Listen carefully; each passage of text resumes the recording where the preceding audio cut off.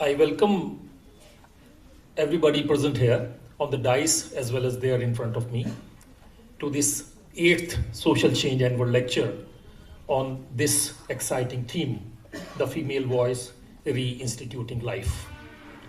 It is good to see that distinguished scholars are present there also in front of me. I can see Ashish Nandi Sahab, Rajiv Bhargava Sahab and many others.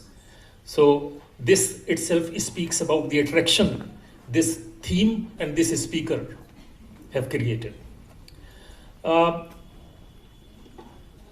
Everybody knows that to deliver this lecture, we have with us this highly celebrated scholar and teacher, Veena Das, who, as my colleague just told you, is a professor emerita at Johns Hopkins University, and whose research interests range from anthropology, philosophy, and literature.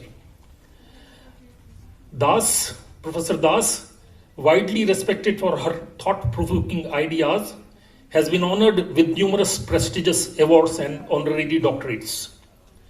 She is a fellow of the American Academy of Arts and Sciences and a corresponding fellow of the British Academy.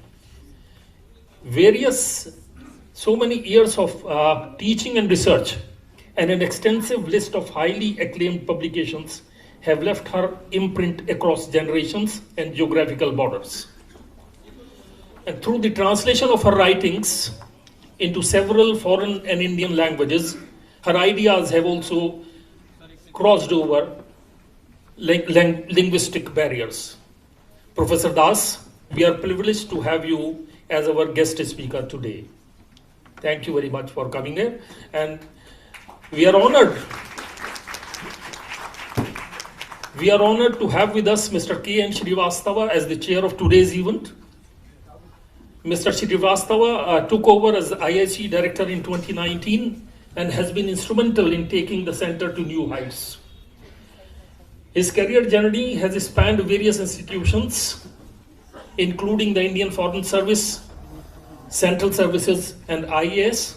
He made significant contributions to the Karnataka administration, public sector units, and the Government of India, serving in ministries of culture, civil aviation, and external affairs.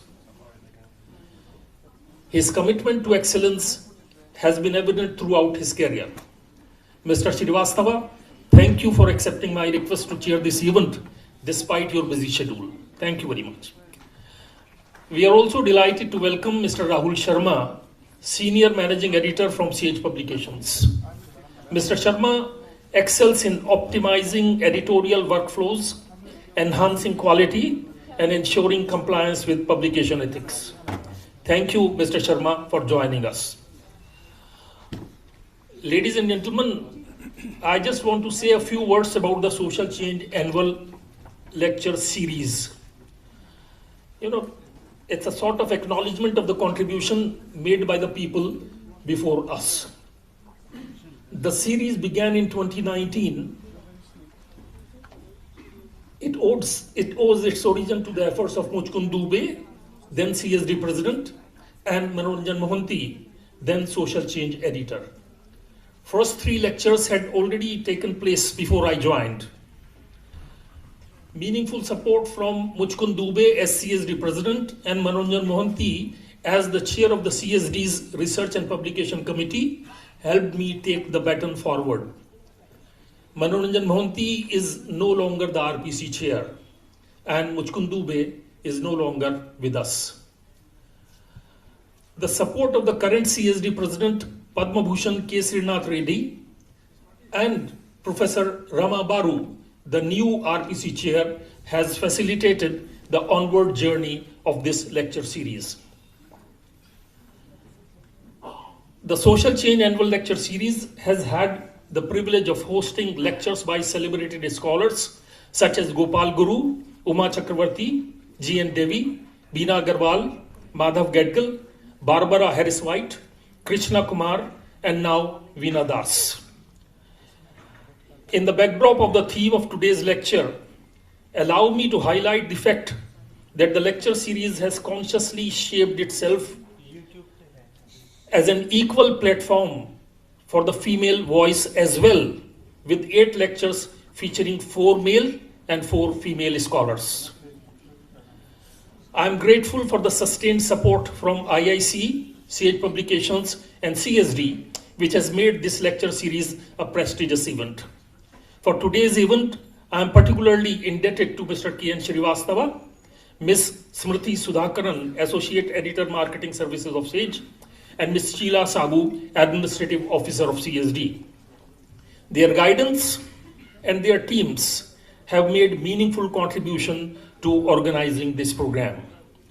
Last but not least, I want to express my gratitude to my own team, my colleagues at Social Change. Managing Editor Ankita Goyal, Book Review Editor Purnima M, and Assistant Editor Gurmeet Kaur. Their support in conceiving and executing this event has been invaluable. I look forward to an exciting lecture by Professor Das, which will be followed by questions and answers. Thank you very much.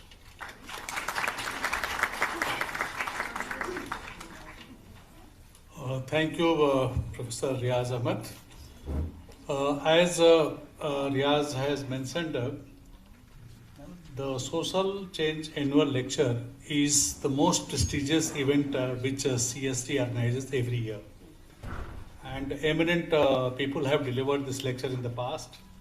And today also we are going to have delivery of this lecture by a very, very renowned anthropologist, Professor of Anthropology, Professor Veena Das. It is my proud privilege to introduce Professor Das in slightly details. Professor Veena Das is a Professor Emerita in Anthropology at Johns Hopkins University. She is recipient of honorary doctorates from several universities and numerous other prestigious awards, including John Simon Guggenheim Fellowship Award in 2009. She taught at Delhi School of Economics for more than 30 years and at the New School before she joined Johns Hopkins University in the year 2000. She is a fellow of American Academy of Arts and Sciences and in 2019 was elected as a corresponding fellow of the British Academy. Her research interests range across anthropology, philosophy, and literature. She is particularly interested in how the textures and the contours of everyday life can be rendered with the everyday and the event conjoined in making of the honorary and the critical. Among her many books are Life and Words, Violence and the Descent into the Ordinary, then Affliction, Health, Disease, Poverty, Textures of Ordinary, Doing Anthropology after Wittgenstein, Slum Acts, and most recent co-edited volume, A Matter of Detail. Her writings have been translated into many languages, including Chinese, Spanish, French, Portuguese, Italian, Hindi, Bangla, Japanese, Korean, etc. Professor Das is going to speak to us today on the female voice, the reinstituting life. The gathering in the audience indicates as to how much of interest this lecture has really generated. Before I invite her to deliver her talk, let me say a few things. One is my request to all of you to kindly put your mobile phone on silent mode. Second thing is that after she has delivered her talk, we are going to devote sufficient time on question and answer. And we'll try to finish the entire program, say about 75 minutes or so. So may I request you, Professor Veena Das, to kindly deliver your lecture. Would you like to go over there?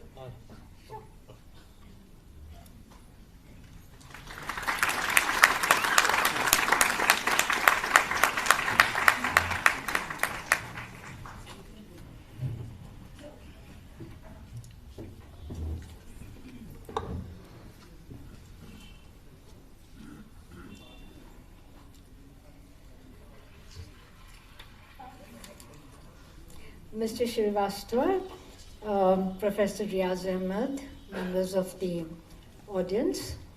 I'm actually really very honored to be giving this annual lecture at the IIC on the general theme of social change. And I want to thank especially the social change team at the CSD for their hospitality, for their intellectual stimulation, SAGE for, above all, also sponsoring the lecture, and the printed version that you will get, I think, at the end of the lecture. And I want to start by just saying that it's also a sad day that my teacher, Professor Bete, and he was a colleague and my teacher, passed away yesterday. And it's not accidental that the first book of sociology when I was 19 that he introduced me to was Durkheim's Suicide. And with some perversity, I have a very stringent critique of Durkheim's Suicide in this lecture. It's also just wonderful to see so many friends, people I haven't seen for a while, but who've always been in my thoughts. And I'm really, really very, very grateful to be given this opportunity to speak.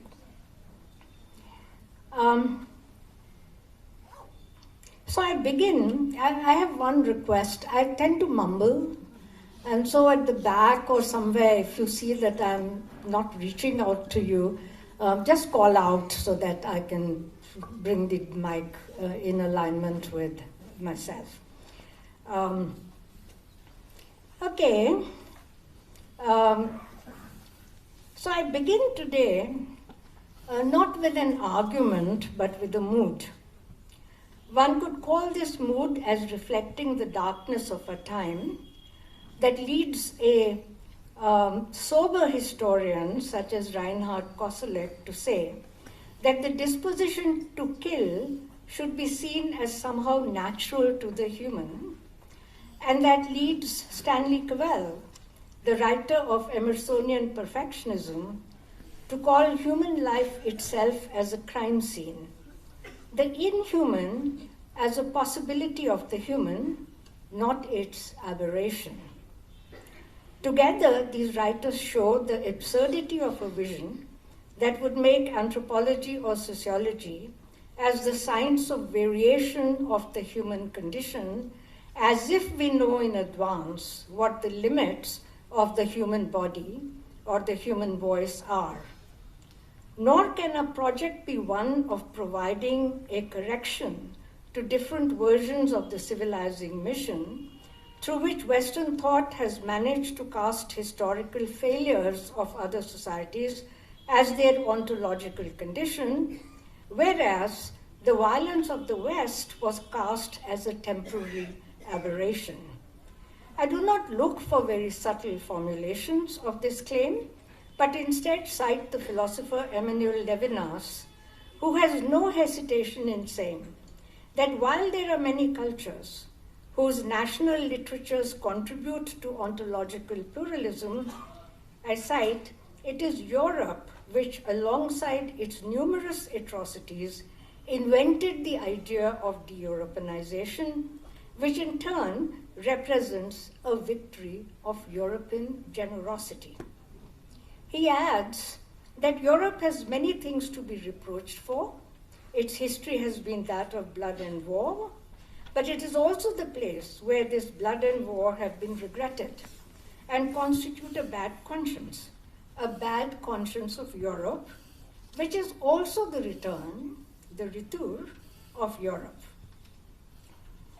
I do not dismiss the many philosophical achievements of Levinas, but I also feel a compulsion to ask if we can go beyond an expression of indignation and explore what enables this kind of formulation of European superiority, especially since Levinas can also claim in the same breath that, quote, there is a kind of envelopment of all thinking by the European subject, all thinking by the European subject.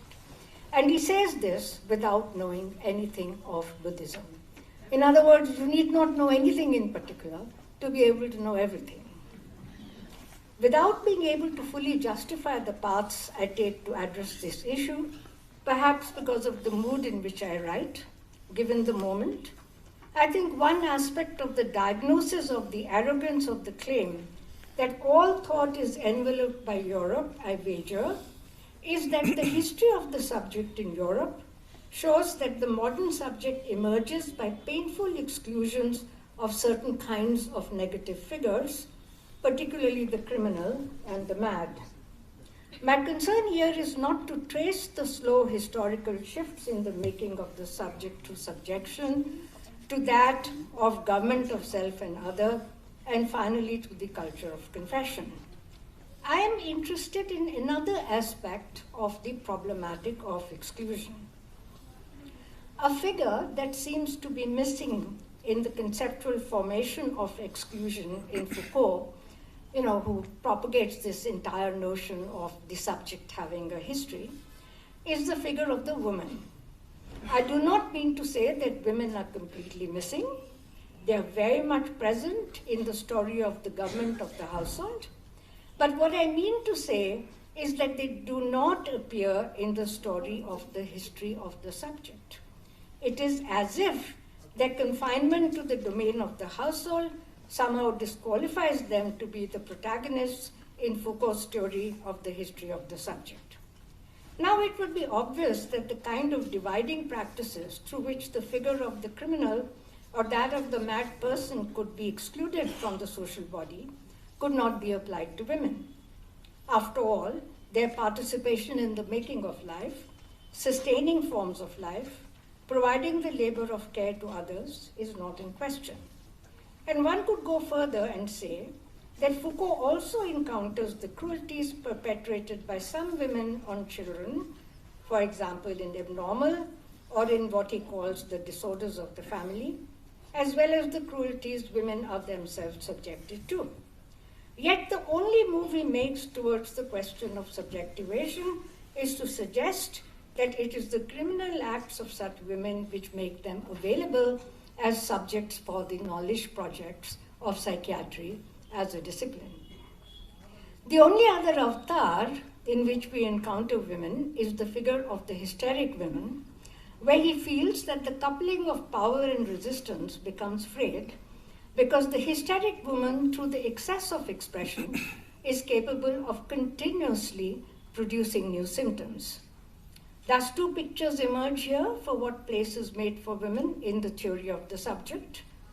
The first is that absorbed within the household, the woman's presence is unremarkable, too quotidian to be of theoretical interest.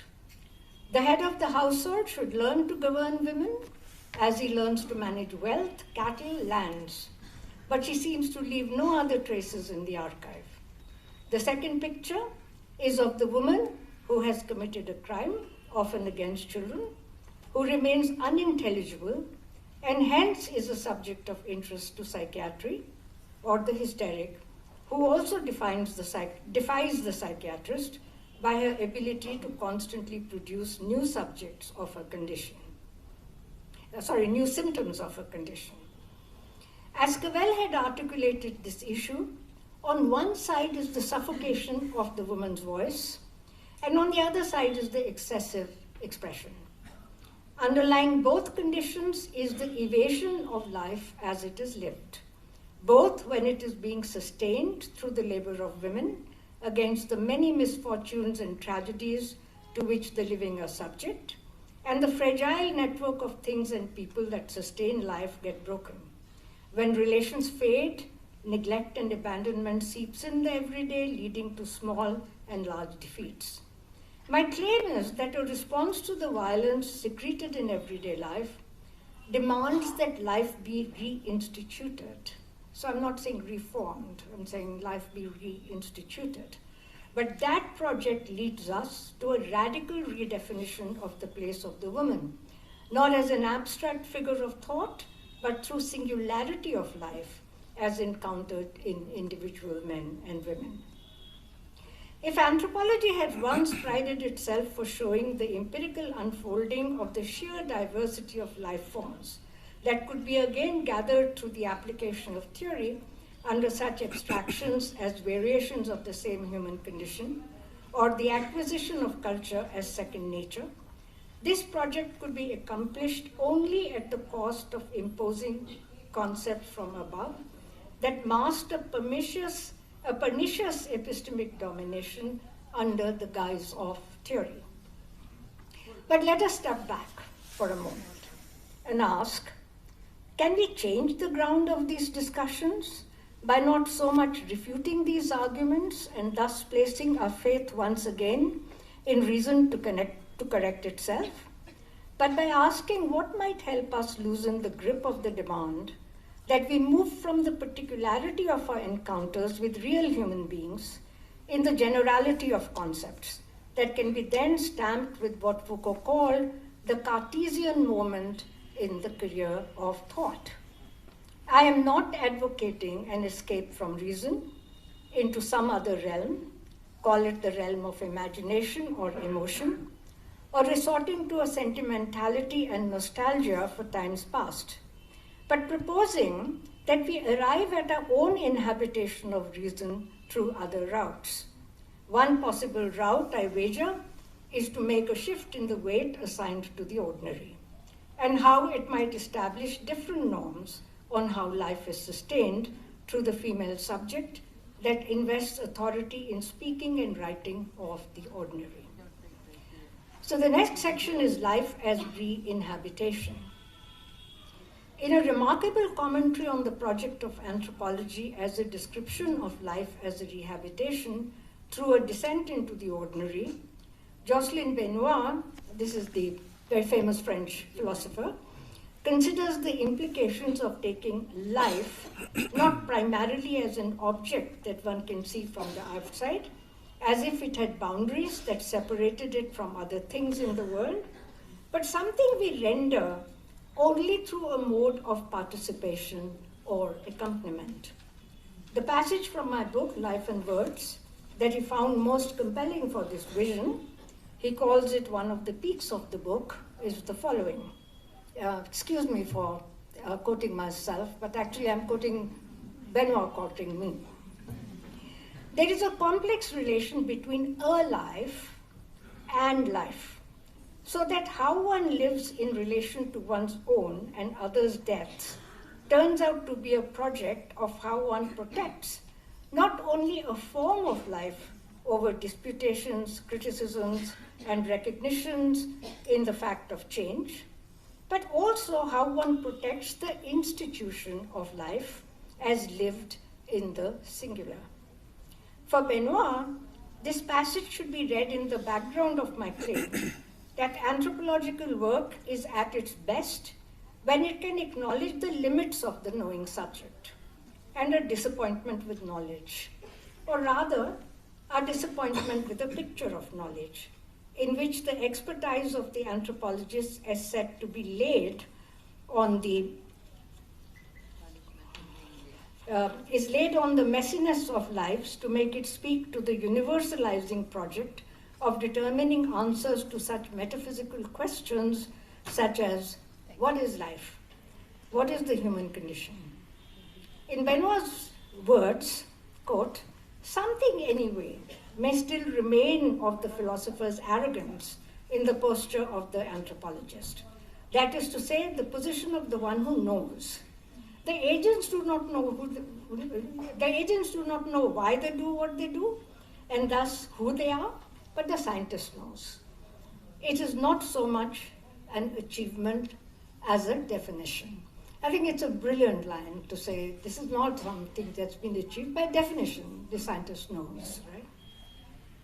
Although many anthropologists make similar appeals to lived experience, the next steps they take either lead them into a labor of the negative or in the creation yet again of new boundaries between experience near and experience distant, reason and emotion, and so on. Underlying both these stances is a masking of the real problem at hand, that we cannot substitute our own disappointment with expertise by assuming that someone else, in this case the natives, would somehow have a better grasp over their reality. That is what I'm arguing is not, the answer is not that we don't know, but they know. My claim is that attention to the ordinary and the everyday asks for an acknowledgement that in ordinary life people might not act on the basis of anything but fragmentary knowledge.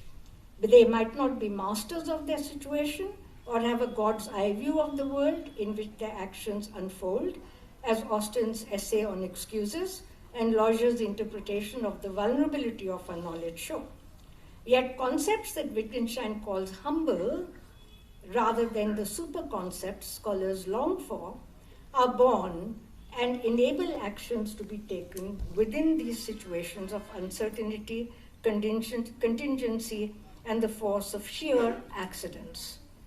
As Wittgenstein famously said, here one can only describe and say, this is what human life is like. I mean, I'd like to think, I would have liked to translate it as such as life, right? It is not a reason for distrusting the work done in the everyday, but acknowledging that everyday life is indeed lined with skepticism and failure, but that re-establishing life in the everyday is not a matter of dramatic once-for-all event, but something that is undertaken repeatedly, quotidianly, in the thick of things falling apart, as women know.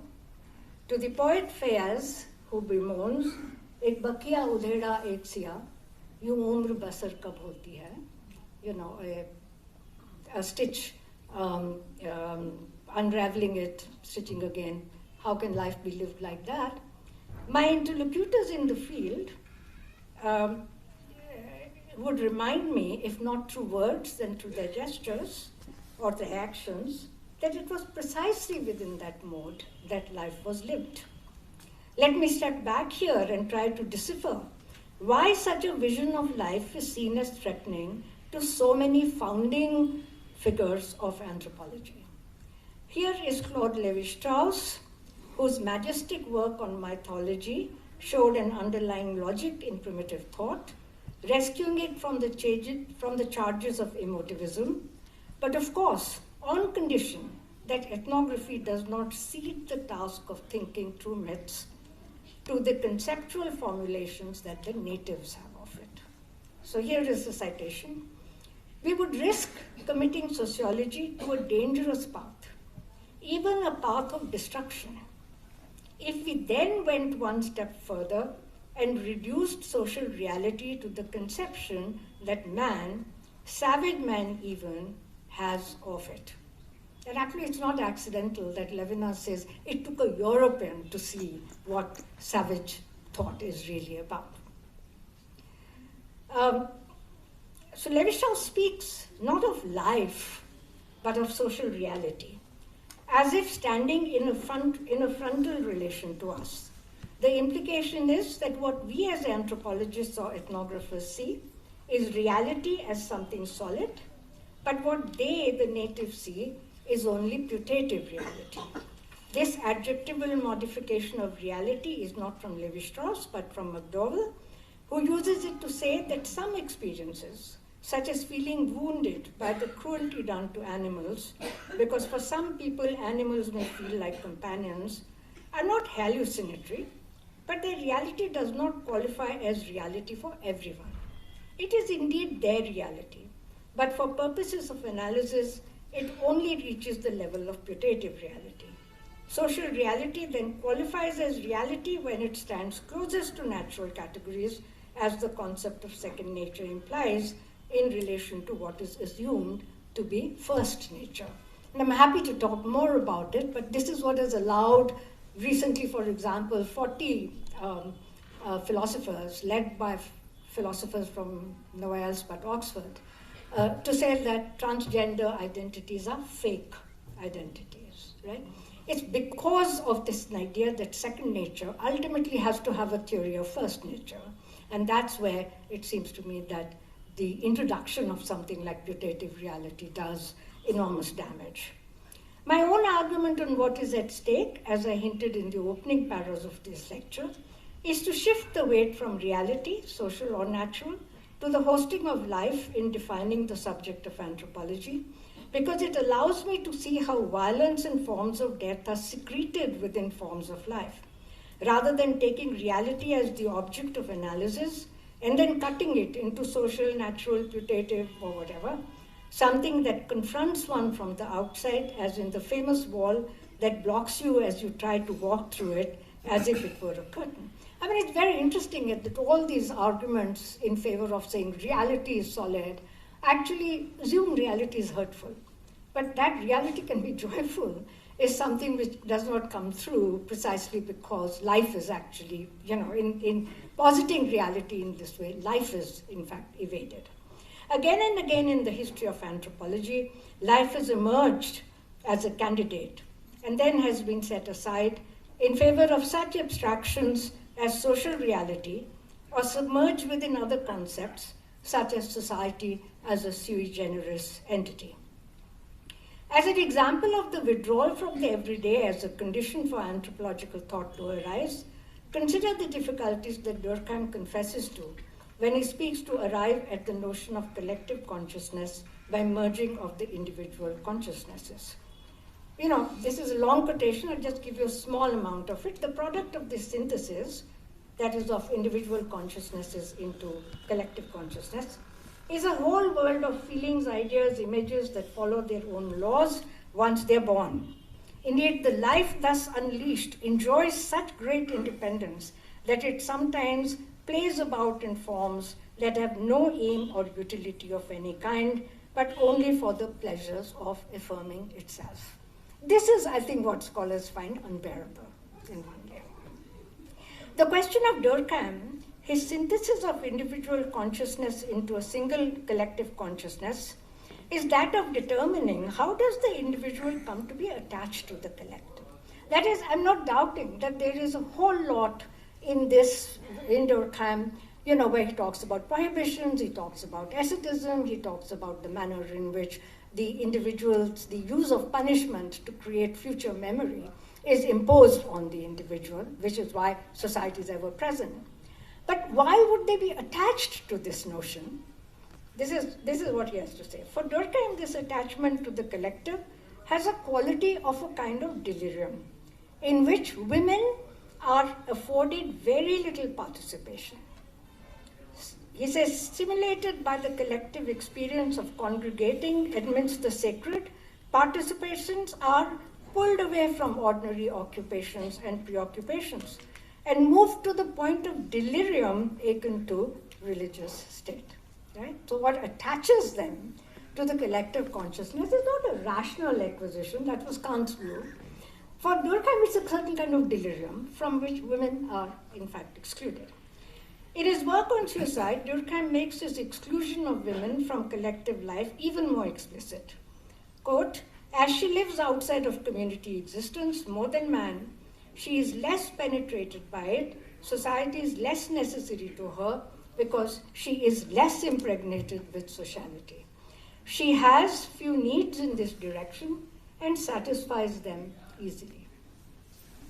Penetrated, impregnated, the imagination of the social and the abstract society as sui generis turns out, after all, to be another version of a masculine creation, a sexualization of the social in language in which women have no position as embodied subject, except as bodies to be penetrated and impregnated. The quotidian and the mundane, which at one point Durkheim recognizes to be necessary for men to endure life, finds no recognition at the level of theorizing society. This flight from the ordinary and from the mundane activities that sustain everyday life through the labor of care performed by women stands in need of serious correction. And for that correction to occur, the picture of knowledge that permits such language to be used against not only women, but also against other modes of subjectivation needs to be not just amended, but abandoned. In the last section of this paper, I will now give you one detailed example of the project, of what is it to be, in fact, creating a certain kind of way of thinking about the female voice. Those of you who read the lecture will find that there are more examples which are given, but I'm basically trying to turn to, I want to give you an example of where theory resides. And it seems to me that theory over here resides not in being able to have very big terms, but in the exquisite writing in some ways, and very audacious writing of Krishna Sopti, and there are others that I could have taken, but I want to take her writing. So the 4 volumes that I take from Krishna Sopti's writing are called Hum Hashmat, and I claim that they provide the finest example of a rendering of life that is both a critique of the sexualization of language and a striving toward a different kind of we that does not efface the I. It is perhaps a version of moral perfectionism in the female voice. Krishna Sopti has described how one day in her study, as she was writing, she sensed the presence of Hashmat, a male presence, but not with any sense of being alien to her. She explains that when within the same writer emerged 2 personalities, 2 colors, 2 idioms, I saw this situation when I sensed the presence of Hashmat. I was taking his measure not as someone else, but as of myself. The linguistic idiom through which his visage unfastened was neither new nor indeed that of a stranger or an outsider.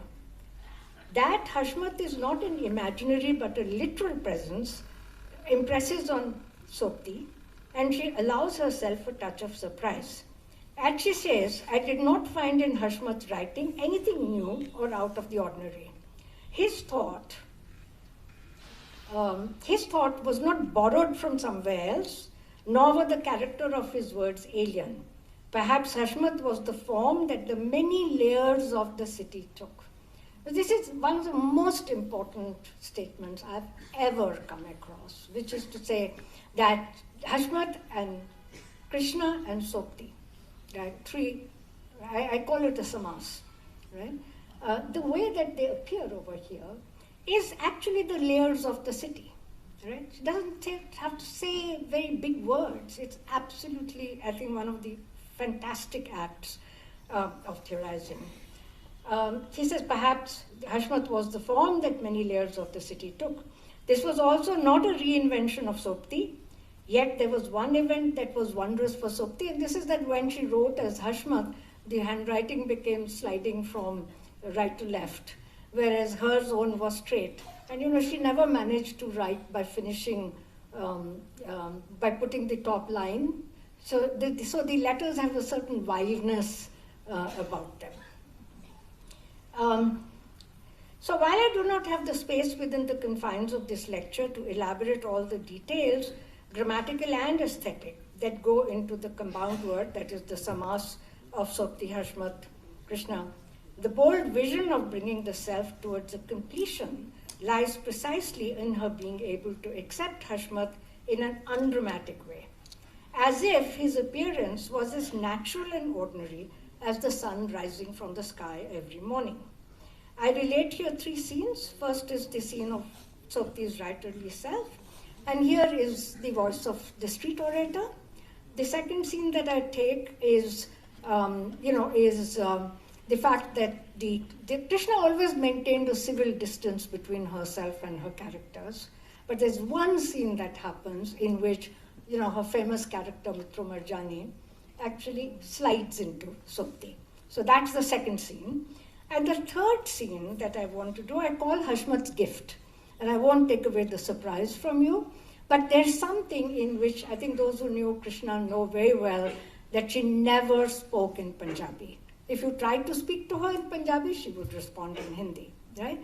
And, she would constantly say, yes, Amrita is a Punjabi writer, I am a Hindi writer, right?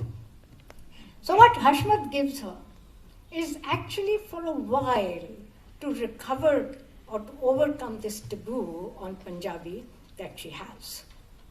So Hashmat speaks, the first example, the street orator.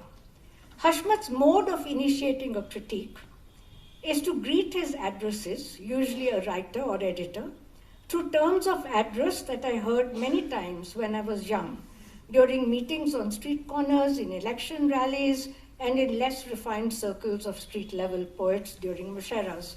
You know, I grew up in a basti, and so it was very common for people to just hold a mushara, and people would just give their little poetries, recitations in these things. So, for example, for example, Hashmat might say, "Dosto, pyaryo, janab, aji sahab," right? Brother, right? Not the brother, but brother, and sometimes comrade. So these are phrases dripping with sarcasm or affection, depending on whether he's addressing an adversary or a friend. The simple but powerful grammatical device of the vocative is one indication we have that Hashmat is a male entity, adept in Urdu, though also proficient in highly Sanskritic Hindi with words used like stones thrown in some calm waters. Let us savor the first example of Hashmat's confrontation with Rakesh Vats, a politically well-connected Hindi writer whose column urging the purification of Hindi by expelling all words from other languages, especially Urdu and Farsi, was published in the influential Hindi magazine Sarika in 1985. Hashmat's rejoinder, published in the same magazine, is called Samp Ka Pitara. And you know, if you've seen Samp Ka Pitara, you know, it's not just a basket, right? Because there is the snake. And so there is venomous speech in that, which he allows to let loose. This is a small example of how a practice rather than simply a nominal reference to which one can point is embedded in the word. You know, there's a deeper point here, which is that concepts are not necessarily words. They are practices, right? And so just by calling it Samp Ka Pitara, there's something quite fantastic that she does through the voice of Hashmat. So take the first line, the self-introduction by Hashmat, who fixes the persona of the addressee, that is Rakesh Vats, more than it introduces Hashmat. The first line of Hashmat is a battle cry, and this is the line. In the service of the street performer and the crowd pleaser, Madmebaz, are we? Hashmat offers his adab. Since by profession you are a street performer, that is, you're a Madmebaz, you should have no objection being called a Madmebaz. You object to this appellation? Never mind. We will call you with another. Rest assured, we do not intend to trouble you or unmask you. Where can we have the audacity to sully your reputation? In your enlightened mind, there burns a 30-volt milky bulb. And in here, in our minds, just a bulb with zero power, right? I mean, you have to kind of imagine the power of this street oratory. It is not high oratory, it's the kind of street oratory through which through which the criticism against the purification of Hindi and very, very Sanskritic words that Rakesh Vats used were in fact offered. So these matters, so, you know, at one place he says that if Punjabi, Braj, Hindi, Apabhransh have all left their impression on Hindi and a new ground has given it space to move forward, why is your wrong eye twitching? Aapki galat aankh kyun phadak rahi hai? So, these matters come up in a dialogue between Sopti and Krishna Baldev Ved, but remain unresolved. So, Ved is insistent that Hashmat is Sopti's imagination. It's her craft. And Sopti says no. Hashmat is what actually, from the cities, from the many languages, from every street corner of the city, my craft has been formed through that. I am not the one who's actually the master of this craft. And this comes out, I don't have the great details, but this comes out in her practice of writing, right? We'll see. Only when she withdraws can she actually write. Right? Somebody else, something else has to come up in order for her to withdraw. A compelling example from Sopti is the reference to how different her characters are in each novel and how much the little ditties, the snatches of songs on the calls of the hawkers, the water carriers, the kulfi seller with his starched clothes are different in their cadence and how they give reality to the city. Right? So it's life which gives reality, not reality which gives life. Right? Some of the floating verses in her novels are what she had heard even as a child and has been unable to forget. I'll just give you one example. Ek chavanni Jairam ji ki, ek chavanni Adha Bars. So, it brings this entire thing. People are going for a walk in the Mughal gardens in the morning. You take 2 4-anna bits. One you will give to the person who says Jairam ji ki, and one you will give to the one who comes forward and says other words. No big things about communal harmony, and so on and so forth. It's there in absolutely everyday practices. So this is the Hindi honed out of the habit of going out every morning and actually interacting with people. And these are the signs she gathers as she surrenders herself to the compulsion of the story that is arising in her. So just 2 more quick this thing. So the other scene that I have there in the lecture, you will find longer descriptions of it, longer discussion of it.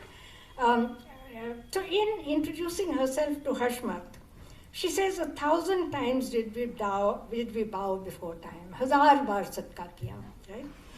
This time a yes. Every time the same voice returns, no. She comments, friends, if in our inheritance we received a no, then what is it to be done?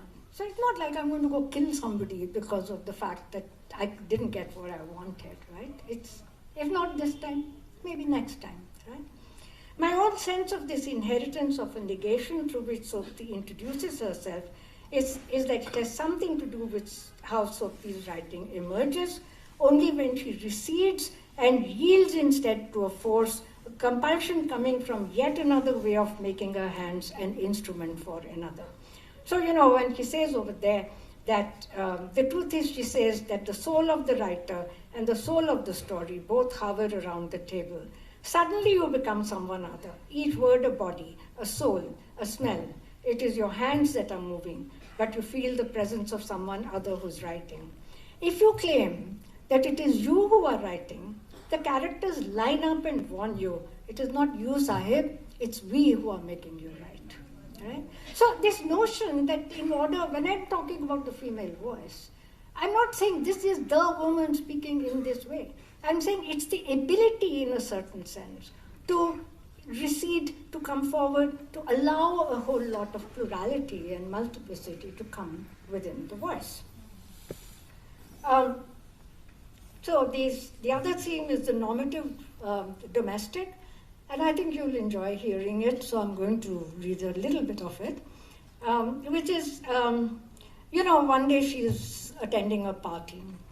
And I don't know if you know how Sopti used to dress, she would dress like a Mughal princess, right? And so one of the women, she says that one of the women, she says she hit me with a floury stick. With eyes washed in milk, dripping with sweetness, she took my measure with the eyes of a concerned mother and said in a very gentle voice, "You seem to be the kind who's fond of music and dance." And she said, when I understood what the implicit insult was, right? That she said, I handed over my eyes like a camera to her. And that night, Sopti dreams that she is actually dressed like a saki. She's beautifully dressed. She has this wine jug in hand, right? And, and she says, you can see Mitro Marjani coming into Krishna, right? So why I'm saying that is that, I cannot resist giving a fragment of the scene from Mitro Marjani that comes closest to the image of Krishna Sopti as a saki, carrying a wine jug, etc. So we know the kindly woman might not have directly called her style and mode of dressing as being taken from the Kota, but the dream image Krishna shows how the image of Mitro was being fused with the image of Sopti. And hence, you want to hear why I'm saying that, here is the denouement, not the end, but the denouement of Mitra Marjani. So Sardari, her husband, Mitra's husband, and she are away in the natal home. And generally the idea is that, her mother will make room for her to have other lovers. But what happens is this. Seductively, with the wine jug in hand, as she, that is Mitra, walked in the gate of nymph, Sardari felt she was some heavenly beauty from Basra. She kept the jug on a stool and looking into the eyes of her husband said, "You do not recognize your own Mitra? Forget for tonight, my Bhole Balma, that Mitra is your ritually wedded wife. Let yourself imagine today that Mitra is Lalbai, the famous courtesan of Sangrur." Spreading his arms, he said, "So come here then, you Lalbai, let's take your measure then." Now, if you read Mitra Marjani, you will remember how stern Sardari was, right? Every time, even if she dressed too much, he would say, "Why, ye kote waliyon ke nakre kaise hai? Why are you dressed like that?" So here what you have is that fantasy is not expelled from the everyday, nor does it dissolve into the skepticism of the male subject. Am I really the cause of this pleasure? Which is, underlying, which is Sardari's problem. He cannot believe that he can cause this much pleasure in this woman. So the domestic becomes over here. That is to say, Krishna says she was very disappointed with Mitra because she said, why did she accept these bonds of domesticity? But she misses the fact, and so the writer can also miss their characters, right? She misses the fact that Mitra has already brought the erotic into the domestic. So the last bit, which is about Hashmat's gift, which is really through some meandering path once. We don't need to know whether this is imaginary, whether this is real. Hashmat has wanted to read a Pakistani magazine called Panch Darya, and he learns that Amjad Bhatti, the editor, is going to be there. So they end up in Amrita Pritam's house with Imroz present, but not Amrita, right? And what I want to give you is how they begin to talk, and that there are these, it starts first by Imroz saying to Hashmat Sahab, Amjad says to Hashmat, Hashmat Sahab, I am a person from Lahore. Today at least let's talk in Punjabi. Let's not talk in Urdu and Hindi. And so Imroz supports him. And so we imagine that there is talk going on in Punjabi. And Imraj Bhatti recites his poem. This is all in Punjabi. Right? So you can begin to see, you begin to hear the cadences of Punjabi, even though she will not let the reader actually hear a Punjabi, right? So there's an exchange on popular authors in Pakistan. How has Lahore expanded? Hashmat's heart starts yearning for Lahore. Anarkali, Mall, Jail Road, Nisbad Road. But when he looked at Amjad, there was not even a shade of recognition of this yearning. Amjad reads out his own poetry from a diary that he carries with him. This and the other poems he recites are the only strings of words we hear in Punjabi in the whole 4 volumes of Hum Hashmat. Then at one point they return to Lahore. The splendor of Lahore, very much there. The cool breezes, they flow as ever, make us well. And those warm hearts of the Lahoris, brimming with passion, as always, they are there, Hashmat Sahab. We, Hashmat, wanted to ask more. Then suddenly the flag of the new nation began fluttering between us. In utter confusion, Hashmat asked, are there sarson ka saag and makki ki roti there too? Amjad Bhatti seems to grow 10 years older. Hashmat Sahab, what you want to know, I understand. Let it go. But yes, I can tell you that mustard greens and corn roti is cooked in the same way and smeared with ghee the same way on that side as on this side. The last glimpse of how Hashmat gets up, shakes Amjad's hands, this Amritsari Lahori boy. All right, Your Highness, Badshah, go make your country prosperous. If you can remember, give them our salam. Tell them there was a time when we too were the inhabitants of the same nation. Reading this essay, I thought this was the most complex rendering of voice I've seen. Nowhere does Sopti allow her voice to be marked as female, not through grammar, not through dramatic cues. The encounter in this way is possible because it is Hashmat who speaks. Yet the texture of the text is suffused by the swirling affects of Krishna and Sopti. Krishna had never allowed herself to speak in Punjabi. Sopti resolutely keeps to the half tones of Punjabi, but refuses to be seen as a Punjabi writer. Through Hashmat, she now participates in a conversation in Punjabi, though she will not allow her reader to hear the sounds of Punjabi coming from her mouth. We as readers do not hear Punjabi, but we can read the poems aloud and relive the scenes of Amjad, reciting his poems in Punjabi, and through the mediation of Hashmat, see Krishna allowing herself to participate in a Lahori evening. The last question that stumbles out of Hashmat's mouth on whether the sarson da saag and makki di roti is made in the same way there as here, it could only have been a woman's question. Yeah? So in a recent writing on Wittgenstein and feminism, Lorger's made the point that it's not that we can apply Wittgenstein directly to feminism. And, very major book has come out on Wittgenstein's contributions to feminism. But what has happened is precisely that vulnerability of everyday life, the vulnerability of language, which is typical of the female voice, which comes up in that.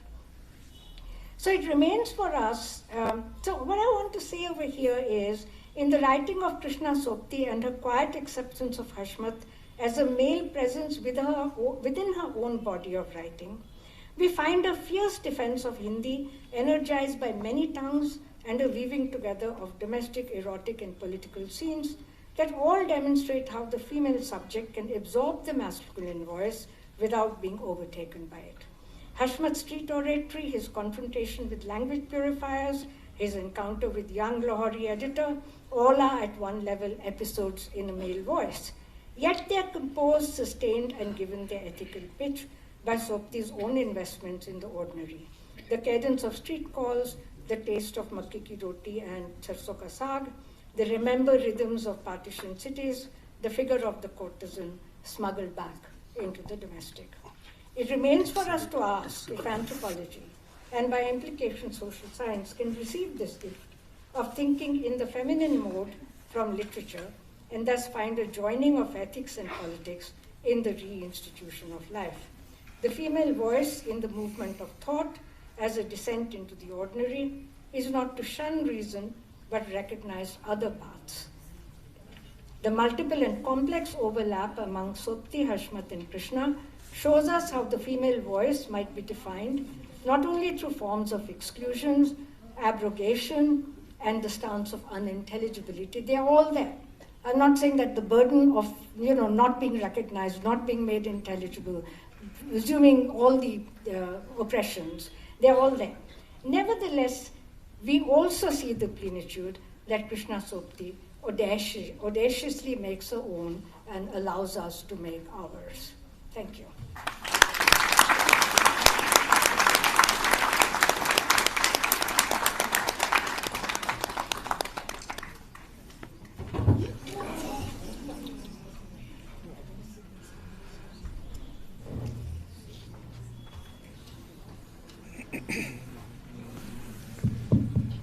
Thank you, Professor Veena Das, for such a fantastic, eloquent lecture.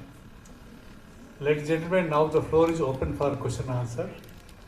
I request you to put your question very briefly and also identify yourself. We'll take 3 questions in one round and then we'll continue like that. Mike.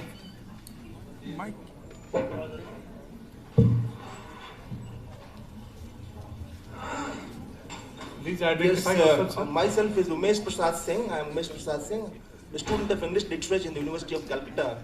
30 years ago I studied, and then my attention was arrested when you started speaking on the subject and also mentioned about feminism. Feminism relation to collective consciousness, which you mentioned, and also conceptual formulations. Conceptual formulations, collective consciousness with respect to individual consciousness, and in relation to feminism.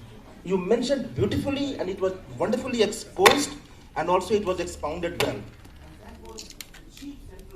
Interest when you were delivering this main talk. That's my idea. Will you please kindly just elaborate on it, on this particular phase? Okay, right. Thank you, sir. Yes, please. Lady here. Yeah, Mandra. I am Mandira. I speak to the National Center. I want to ask a question, Veena, to you. You started with European and anthropology and many other subjects, but you concluded with Krishna Softi, Amrita Pritam, Imrod and others. Why have you chosen the characters from Indian literature in context to so many European and other sociological, philosophical, metaphysical and other subjects? Could you tell us? Okay. One more question, please. Sorry, sir. Can I ask this question? Yes, please. Yeah. Thank you, ma'am. Thank you so much for this wonderful lecture. I am Dr. Bidhan. I teach sociology at Ambedkar University, Delhi. My question is, now you're speaking about voice, and you are trying to somehow deploy the voice in reinstituting life. And you took up a particular writing which came in the early 2000, and it is about encounters, which actually propelled me to ask this question. I had written it down. I can hand it over to you. I wanted to ask this in the context of female voice, and by asking the question, or probably turning the question in a different dimension, by saying that, I mean, it's not just about can the female speak, it's also about when the female speaks. And I'm trying to be a little bit structuralist here, but I would like to also briefly mention one encounter which probably symbolically provide a lot of thought to think about. And this happened to me in a milk booth. And I went to buy a pack of milk, when there's this middle class lady who comes to me and hands me over a membership form of a political party. And I politely refused. I said that I don't want to be part of any political party because I'm a teacher and so on and so forth. And then this lady suddenly becomes very violent, and she says that, why don't you think that our leaders are doing good? You don't think that our leaders are not doing enough? And within few minutes, I can see that a few other people have joined, and there was a chance that I could have been lynched at that point of time. So in that kind of a concept, I mean, I think from 2000 to 2026 right now, the very idea of a life lived, as you have been emphasizing a lot in your talk, has tremendously changed. And in that kind of a situation, I wanted to repeat that question: when the female voice speaks, where the agency comes from. Thank you. You got a question. Sir, excuse me, sir. Excuse me, sir. Yeah, thank you for all three questions. I think that there is a certain sense. One was, why do you take European examples? And I think the whole point about Krishna, for instance, is precisely that the female voice for her is not the voice of identity. I mean, it is a voice in which she can, in fact, as I said, she can actually absorb a male voice in the body of her own writing, and recognized it. Actually, she calls it Hashmatiya Tukra, which means basically an adjectival, an adjectival entity. So not really an entity with a substantive entity, but an adjectival entity. And so the notion over here of saying, I was interested in seeing what is it that allows a certain way in which thought is supposed to be enveloped in Europe. And so it's not to cite them, I thought it was not to cite them as my authorities, but to say what exactly is wrong with that, and to be generous in that, to be able to, in one way, offer a particular way in which correction can happen, not through occupying the same space of reason, but really coming to it through an entirely different modality in some ways of voice.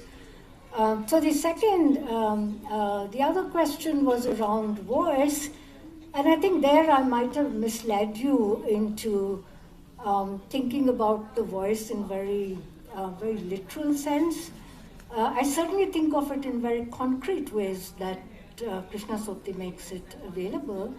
But the idea of voice over here is both a grammatical voice, right? So as a grammatical voice, what you have are things like active voice, passive voice, middle voice, and and she's able in some ways to not use the notion of even the vocative, which is a grammatical entity, and in Sanskrit, usually vocative is something which stands outside. It's a comment on the sentence, right? It's not part of the sentence. What she does is to make it part of the sentence through Heshwat's voice. So in some ways, there is an amazing innovation that she is actually able to offer without actually pronouncing it by very big, heavy-sounding words. And I was hoping to entice you into thinking that theory does not come dressed as theory. It can come in very gentle ways, and that's what happens with Soti, which I find utterly fascinating and extremely innovative. But if you're going to give me examples to say a woman said that and that is voice, then I'm sorry, I've probably misled you into thinking that it's a very simple kind of idea. Every time you hear a woman speak, you are hearing voice. Whereas my argument was quite the opposite. So that's why I said it's a male voice that she is, in Hashmat, it's a male voice coming through the writing of a woman, so to say.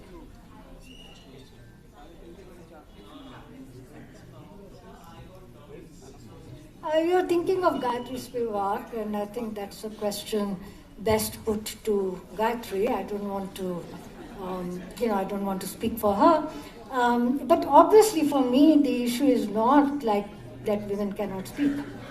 But what are the processes of subjectivation through which the kinds of exclusions which were done on the mad or on the criminal could not actually be simply replicated for women. I cannot tell the story of subjectivation in relationship to women in the same way that I could tell the story of subjectivation in relationship to the mad or in relationship to the criminal, in relation to the theory of punishment or the history of punishment, right?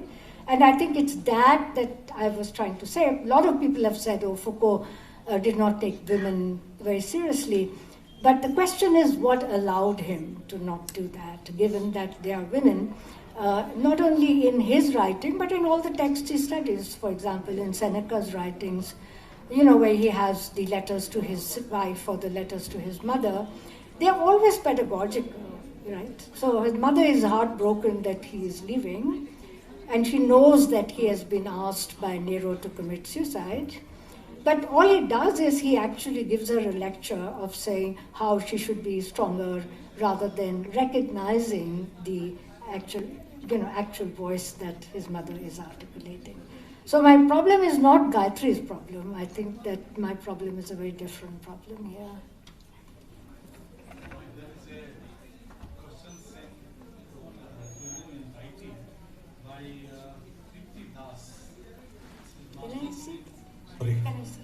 Yeah, It's an online question. online Okay. question, yeah.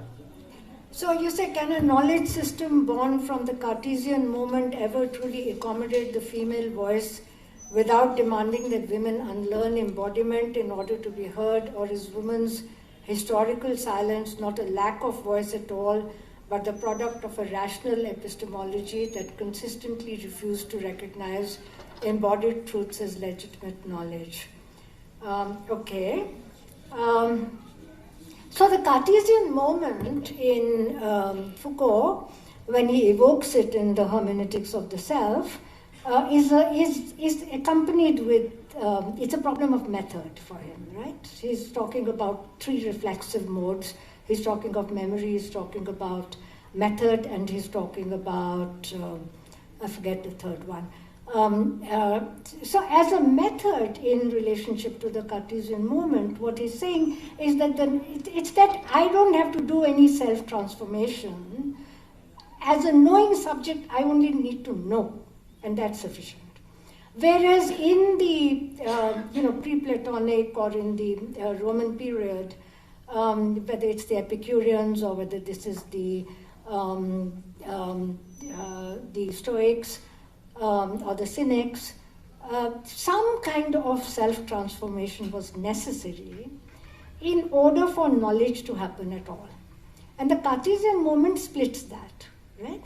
And because it splits that, it then assumes that no self-transformation is necessary in order for knowledge to become the one that pronounces the truth, right? I don't think, these are questions that are best formulated as saying, can it truly accommodate the female voice? Because you will notice that Krishna doesn't actually ever talk about access to truth. That is the Cartesian moment which then makes Christian confession at the heart of self-reflection, right? But this is not, there's no confessional mode in a certain sense in Hashmat. It's a certain mode of critique that she's able to do in relationship to accommodating the male voice, right? But it also, what I tried to show in the end, there's something very, very delicate about the fact that Hashmat is able to give her back the gift of Punjabi. And I think if you don't recognize that, and you're repeating in some ways very well-known social scientific things to say this is embodiment, or this is, this is mind, or whatever. And I'm trying to say there's a different language waiting for us to actually acknowledge and make our own. And if we do acknowledge and make it our own, we need to, as I said, we don't need to reform that Cartesian moment, we need to abandon it. Now So with the that would second be- round of questions. Yes, please. Hi, I'm Manoj from National Law School, Bangalore. So in Life and Words, you speak about how when you interviewed the women survivors or people who had experienced partition, they would not render their experiences neatly into speech. It would often come off as speech done otherwise. And you also refer to, for example, Mandodari and Gandhari's kind of articulation of their grief, and even today in Krishna Sukti's kind of articulation of speech through Hashmat. And my question is, how do you think this mode of doing speech otherwise, or it's not exactly silence, right? How can that be the ground for theory and knowledge, or what you were calling the limits of the knowing subject? So the whole point about Jocelyn Benoit, who I cited, and which is the point precisely from Life and Words, thank you for reading it so closely. The whole point of Life and Words is that the knowing subject is a disappointment, right? That partly because it assumes that skepticism is a debate which we can win once for all, whereas the argument in Life and Words is that this is a quotidian battle that has to be fought every day, right? And in some ways, I say very clearly there that the speech can be overwritten by somebody else's voice, right? So there is a distinction between speech and voice, which is why I've gone into the aesthetic voice and the grammatical voice. Now, it's not that the grammatical voice, by definition, gives you the modes of subjectivation, right?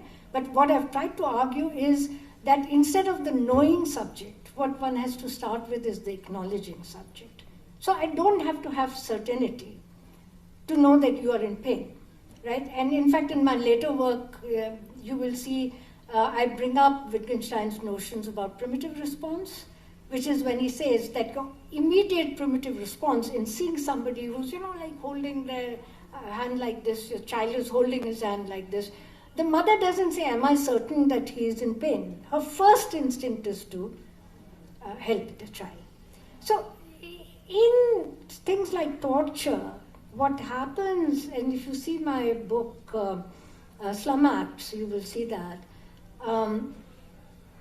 what happens is the primitive response is blocked, right? So, and there's a very nice book by Richard Rickman called Les Vivants, which is a fictional novel, but which is about the Cambodian genocide, where he shows once the Khmer regime is over and these women are walking in the forest, there's one woman who slips and falls and the other one picks her up, right?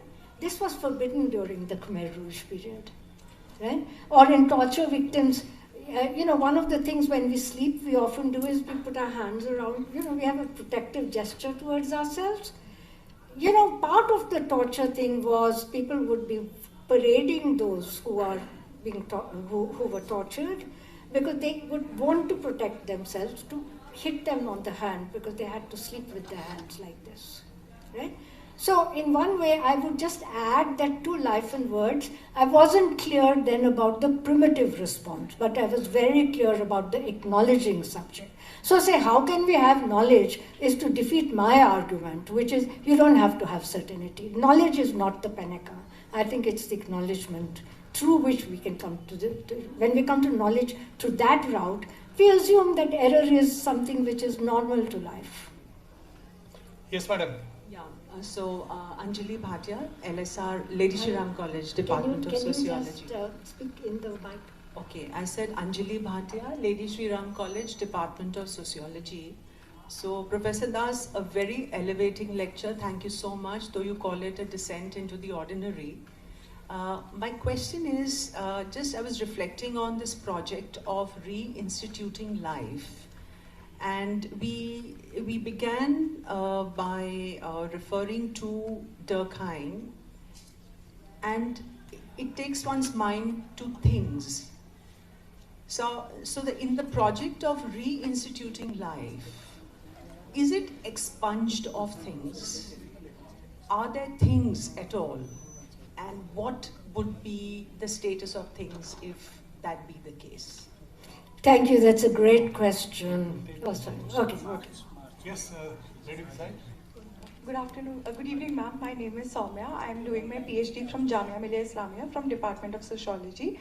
I have widely read your work. Specifically, my question towards your lecture today is about the descent into ordinary. My concern is specifically towards the concept of ordinary in itself, while your work Life and Words and Social Suffering with Arthur Kleinman and others specifically mention of this word called as poisonous knowledge coming from the act of witnessing. Have you ever personally felt while going onto the field where you personally felt that the ordinary is not there anymore, while on the surface it might feel peaceful and ordinary on the extent, but in the internal there are so many actions that breaks into the ordinary and brings back the not ordinary place per se through words or through language? Like you mentioned in the last excerpt itself ki makke di roti and sarson da saag, who made it? Is it still being made? Like these questions are still being present in particular scenarios when you specifically go to the field. Yes, please. That side.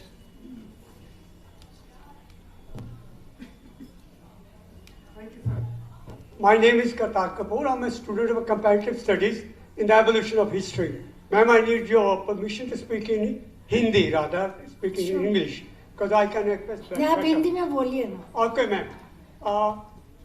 Madam आपके भाषण को सुनकर मैं एक बात से हैरान हुआ हूँ, वो मैं एक्सप्रेस करना चाहता हूँ कि we started from the tribal society in the nativism, from the natives, right?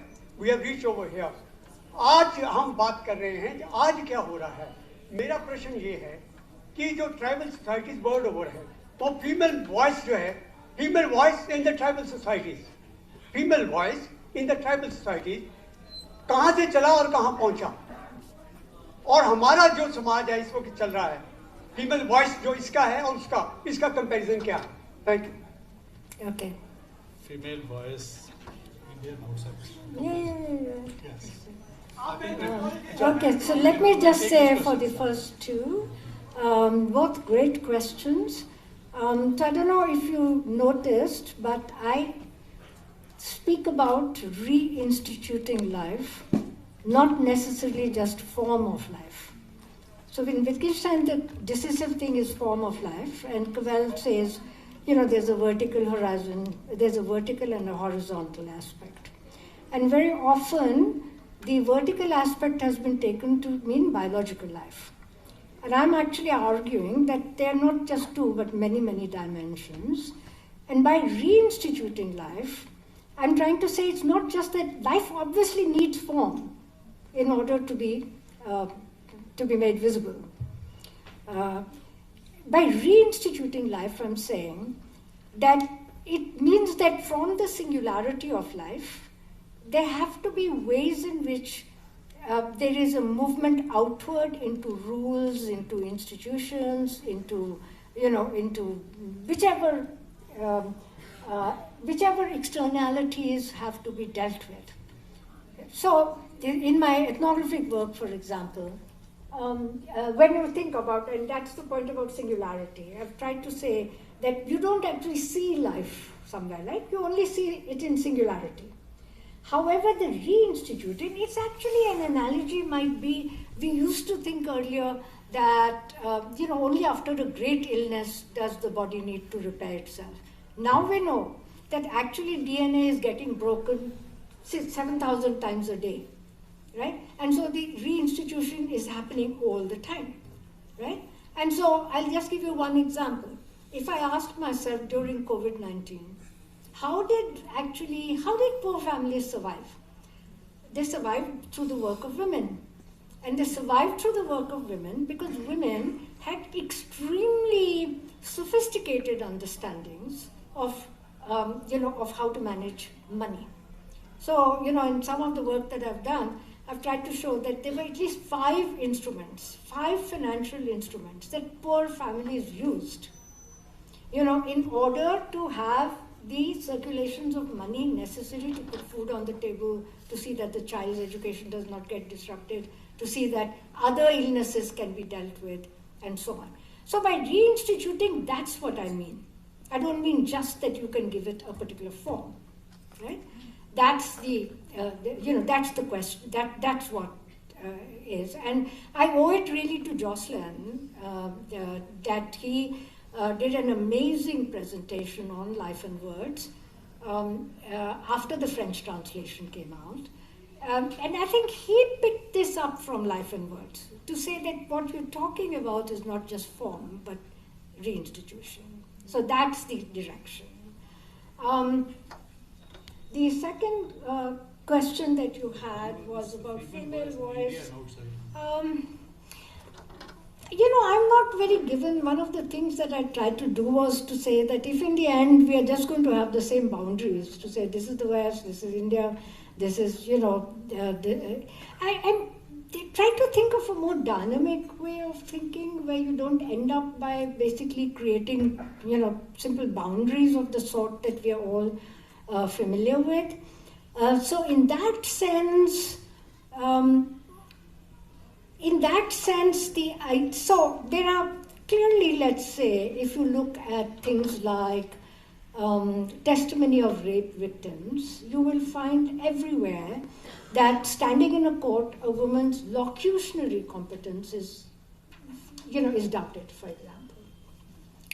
So those are things you can do a comparative thing if you're doing historically something like even in the subjectivation. Is there a difference between the way, because fantastic similarities in the antiquity period and the Bhagavad Gita, for example, in the manner in which asceticism is brought into the picture. So those can be useful things, but I try not to do things, which would just satisfy me by giving you some general answer for which, you will have no use and I will have no use, right? So I think it's really the specificities of it that once you have a very specific curiosity, I could address that question better. But thank you, I will think more. आपने जो सवाल किया, तो इसमें आप जो कह रहे हैं कि औरत की आवाज़ का प्रश्न जो है, तो अगर आप इसका मेरा एक रामायण के ऊपर काम के ऊपर एक ऐसे है, एक निबंध है, जिसमें कि एक चीज़ जो मैंने उसमें कही है कि वो मतलब हम जो आप रामायण देख लीजिए, महाभारत देख लीजिए, कालिदास देख लीजिए, ये वाला चीज़ के एक औरत का सवाल जब पूछा जाता है, जब द्रौपदी का वस्त्रहरण किया जा रहा है, तब वो कई उनसे पूछती है कि ये क्या धर्म के अनुसार किया जा रहा है। कोई युधिष्ठिर कहते हैं ये तो बहुत कॉम्प्लेक्स सवाल है, मतलब बहुत जकड़ा हुआ सवाल है, इसका सीधा उत्तर नहीं दिया जा सकता। या फिर वो विदुर से पूछती हैं, क्योंकि विदुर सबसे ज़्यादा विद्वान थे, और विदुर कहते हैं कि मैं इसका कोई जवाब नहीं दे सकता है। तो ये चीज़ जो है कि जो इंटेरोगेटरी वॉइस है, जो प्रश्नात्मक सवाल हमारे शास्त्रों में लिखे गए हैं, जो कि औरत की आवाज़ में भी आ सकता है, कभी मर्द की आवाज़ में भी आ सकता है। जब वली को राम ने मारा तो वली ने कहा कि क्या तुम वही राम हो जो यहाँ पर धर्म को इस्टेब्लिश करने के लिए आए हो, जो यहाँ पर धर्म को बनाने के लिए आए हो। तो ये जो इंटेरोगेटरी वॉइस है, ये बहुत पुरानी आवाज़ है। तो इसको एक रूप देने के लिए हम देख सकते हैं कि कृष्णा सूक्ति का भी लिखा जो है, उसमें भी ये सारे जो ये जो माइथोलॉजिकल वॉइस है, जो कि ये वाली जो आवाज़ है, वो बिल्कुल दुरुस्त है। तो आपका जवाब मैं वही दूंगी कि आप ये आप अगर शास्त्रों को भी पढ़ें तो आपको लगेगा कि ये जो फीमेल वॉइस है, जिसको कि मैं फीमेल वॉइस कह रही हूँ, जो कि औरत की आवाज़ है, इसको ये कोई खाली छिपी हुई आवाज़ नहीं है, इसका उत्तर नहीं है किसी के पास। Okay, for paucity of time, we will not be able to take any further questions. So we have received 3 questions in writing. Madam, I will pass on these questions to you. You can read them and answer them. Okay. Anamika Yadav, in the lecture you show how women reinstitute life through ordinary acts rather than dramatic forms of resistance. How might we read women's refusal or inability to fit in, not as breakdown but as an ethical response to a deeply troubled social order? I think you have given the answer. I mean, that resistance in some ways over here as a refusal to fit in, whatever you mean by refusal to fit in, is actually, I would just say that you need to think more in terms of maybe, or with me, to think about the fact that you cannot actually have a rule following unless you are improvising. And women are improvising all the time in relationship to how, in fact, we may speak about following a rule. And Wittgenstein himself says that when I said following a rule, we were speaking mythologically, right?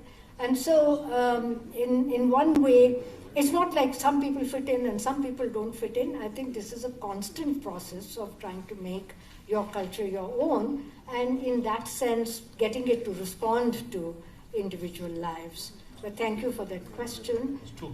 Sunita Dhal, my question is, how do we sustain the collective voice of feminism in relationship to fragmentation of social movements of different kinds? I'm sure at some other time, if I gave you a talk on that, I would be able to answer that in greater detail. This is not about social movements. I see your concern about fragmentation. I would again say it is normal. When we think about somehow of some perfect ideal, then I think we begin to fail. Navyash Srivastava, what are 3 waves of feminism? Wikipedia is a very good thing to Okay. Okay, thank you, madam. Thanks a lot for your wonderful talk.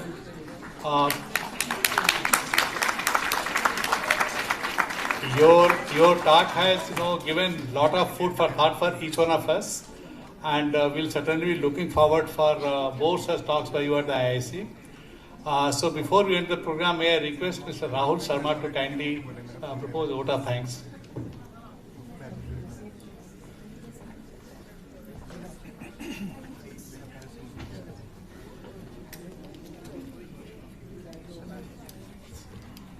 Thank you everyone for joining in here today. On behalf of the Council for Social Development and the Social Change team, it is my privilege to deliver a vote of thanks for this evening's 8th Social Change Annual Lecture. We are deeply grateful to Professor Veena Das, Professor Emerita of Anthropology at Johns Hopkins University, for delivering such a profound and thought-provoking lecture on the female voice, reinstituting life. Her reflections on vulnerability, the ordinary, and the invisible labor of women in reinstituting life have offered us not only intellectual insight, but also a deeply human lens through which to rethink society, theory, and everyday existence. The richness of her scholarship and the clarity of her voice have left a lasting impression on all of us. And we must be echoing in our mind through one quote how she has emphasized on reinstituting life and not reforming. Thank you so very much. We extend our sincere thanks to Mr. K.N. Srivastava, Director, India International Center, for graciously chairing the session and guiding the proceedings with his thoughtful presence and experience. Thank you, sir. We are thankful to India International Center for hosting this lecture and providing a space that continues to nurture dialogues, reflection, and engagement on issues of social significance.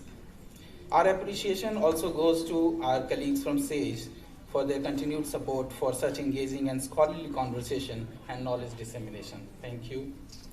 We are also thankful to Dr. Riaz Ahmed, editor of Social Change Journal, published by SAGE publication, for the continued effort and coordination with SAGE to facilitate the event, sir. Thank you. I would also like to acknowledge the effort of the entire social change team at the Council for Social Development, whose dedication and meticulous planning made this event possible, as well as everyone who joined us here today and those who have participated through the live stream with us. Thank you all for being part of this enriching evening. We look forward to your continued engagement and social change annual lecture series next time. Till then, thank you so much. Good night.